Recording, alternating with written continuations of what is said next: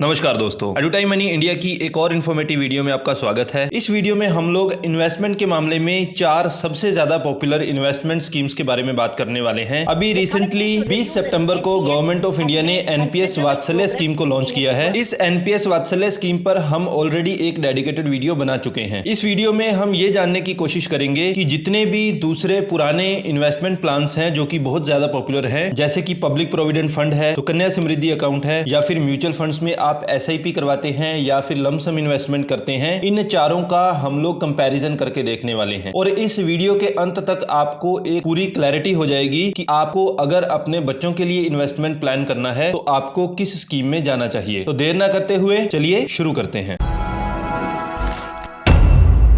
सबसे पहले age criteria की हम लोग बात कर लेते हैं। एनपीएस वात्सल्य स्कीम जो है ये स्पेशली डिजाइन की गई है माइनर्स के लिए, यानी कि बच्चे जिनकी एज 18 साल से कम है उनके लिए इसमें इन्वेस्टमेंट किया जा सकता है। अभी से पहले क्या था कि जितनी भी इन्वेस्टमेंट स्कीम्स थी, चाहे वो एक जनरल इंडिविजुअल के लिए थी या फिर सेंट्रल गवर्नमेंट स्टेट गवर्नमेंट के लिए थी या फिर आप अटल पेंशन योजना की भी बात करें, सारी स्कीम्स में अगर आप इन्वेस्टमेंट करना चाहते हैं तो मिनिमम एज आपकी 18 साल होना जरूरी थी। लेकिन एनपीएस वात्सल्य के अंडर ये सुविधा दी गई है कि कोई व्यक्ति अब 18 साल से कम एज में भी इस स्कीम में इन्वेस्टमेंट कर सकता है। अगला जो बहुत पुराना माध्यम है, बहुत पॉपुलर माध्यम है, वो है public provident fund. Public provident fund में भी लोग अपने बच्चों के लिए इन्वेस्टमेंट्स करते हैं, लेकिन यहाँ पर खास बात यह है कि यहाँ पर एज का कोई भी रिस्ट्रिक्शन नहीं है। एक दिन का भी बच्चा है तो उस समय भी आप इन्वेस्टमेंट कर सकते हैं, और किसी की एज अगर 60 साल 70 साल भी हो चुकी है तो वो भी पीपीएफ में इन्वेस्टमेंट्स कर सकता है। तीसरी पॉपुलर इन्वेस्टमेंट है सुकन्या समृद्धि अकाउंट। यहाँ पर जो है ये अकाउंट गर्ल चाइल्ड के लिए खोला जा सकता है, लेकिन गर्ल चाइल्ड की एज जो है वो 10 साल या उससे कम होनी चाहिए। यहाँ पर आप अपनी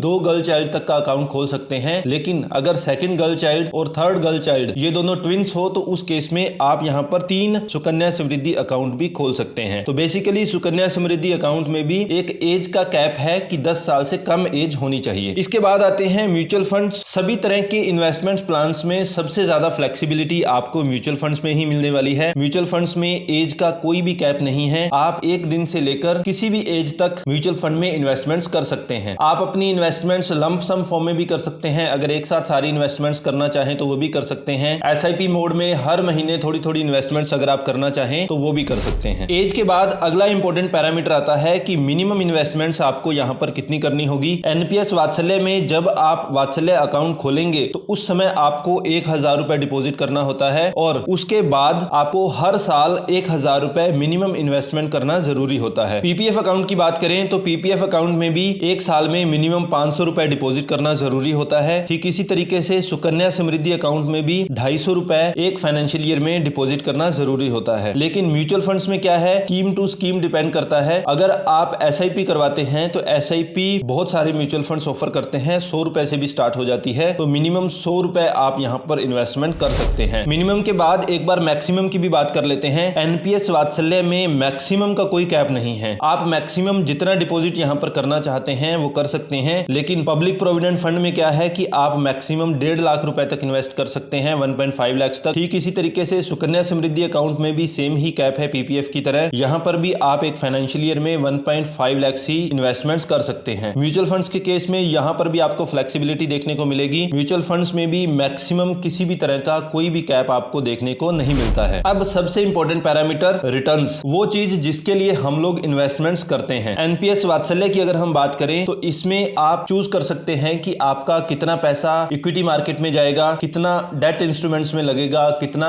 कॉर्पोरेट बॉन्ड्स में लगेगा। उसी के अकॉर्डिंग आपके रिस्क एपेटाइट के अकॉर्डिंग यहाँ पर रिटर्न्स वेरी कर सकती हैं। जितना ज्यादा कैपिटल आपका इक्विटी मार्केट में लगा होगा, रिटर्न्स जनरेट करने के चांसेस उतने ही ज्यादा होते हैं। पास्ट हिस्ट्री की बात करें तो एनपीएस ने लगभग 9% से लेकर 18% के बीच में रिटर्न्स आपको डिलीवर करके दिए हैं, तो ये पूरी तरह से मार्केट पर डिपेंडेंट रहता है। पब्लिक प्रोविडेंट फंड की बात करें तो यहाँ पर गवर्नमेंट इंटरेस्ट रेट डिसाइड करती है। वर्तमान में इंटरेस्ट रेट यहाँ पर चल रहे हैं 7.1%। ठीक इसी तरीके से सुकन्या समृद्धि अकाउंट में वर्तमान में इंटरेस्ट रेट चल रहा है 8.2%। म्यूचुअल फंड्स की बात करें तो म्यूचुअल फंड्स भी मार्केट से लिंक्ड रहते हैं और ये भी स्कीम टू स्कीम वेरी करते हैं। म्यूचुअल फंड्स में भी आप इन्वेस्टमेंट्स डेट इंस्ट्रूमेंट्स में भी कर सकते हैं, कॉर्पोरेट बॉन्ड्स में भी कर सकते हैं। डेट इंस्ट्रूमेंट्स और कॉर्पोरेट बॉन्ड्स में अगर आप इन्वेस्टमेंट करते हैं तो आप एक्सपेक्ट कर सकते हैं 9-10% के आसपास रिटर्न्स। लेकिन अगर आप प्योर इक्विटी में जाते हैं तो प्योर इक्विटी में आप 15% से ज्यादा ही रिटर्न्स एक्सपेक्ट कर सकते हैं। इवन पिछले कुछ सालों का एवरेज अगर आप देखेंगे तो जो लार्ज कैप म्यूचुअल फंड्स हैं वो लगभग 17-18% का रिटर्न्स डिलीवर कर पाए हैं, और स्मॉल कैप की अगर हम बात करें तो बहुत सारे स्मॉल कैप ऐसे भी हैं जो कि 26-27% एनुअलाइज्ड रिटर्न्स जनरेट करके दे पाए हैं पिछले 10 साल का एवरेज भी हम लोग अगर लेते हैं। तो म्यूचुअल फंड में इन्वेस्टमेंट्स प्योरली इस बात पर डिपेंड करती है कि आपने कौन सी स्कीम चूज की है, किस तरह के म्यूचुअल फंड में आपने इन्वेस्ट किया है। डेफिनेटली जहां पर रिवॉर्ड ज्यादा होता है वहां पर रिस्क भी ज्यादा होता है। इसके बाद बात करते हैं इन्वेस्टमेंट टाइम के बारे में कि हमें कितने समय तक हमारी इन्वेस्टमेंट करनी होगी। एनपीएस वात्सल्य की अगर हम बात करें तो यहाँ पर 18 साल की एज तक आपको इन्वेस्टमेंट करनी होती है। बेसिकली 18 साल की एज तक पेरेंट्स जो हैं वो इन्वेस्टमेंट्स करते हैं एक चाइल्ड के बिहाफ पे। जैसे ही चाइल्ड 18 साल का होता है तो उसके पास ऑप्शन होता है कि वो जो भी पैसा जमा हुआ है उसका 20% जो पैसा है वो निकाल सकता है, और बचे हुए 80% से आप एन्युटी बना सकते हैं, यानी कि एक पेंशन बना सकते हैं। लेकिन अगर किसी व्यक्ति ने 18 साल की एज में इस पैसे को नहीं निकाला तो उस केस में अगला जो माइलस्टोन आएगा वो सीधा 60 साल पर आएगा, यानी कि आप उसके बाद सीधा 60 साल की एज में ही अपना पैसा निकाल सकते हैं। यही वो पैरामीटर है जो मेरे हिसाब से बहुत ही नेगेटिव बना देता है इस इन्वेस्टमेंट को। अगर आज मैं अपने बच्चे के लिए कोई इन्वेस्टमेंट कर रहा हूं तो उसका जो मेरे को रिटर्न है वो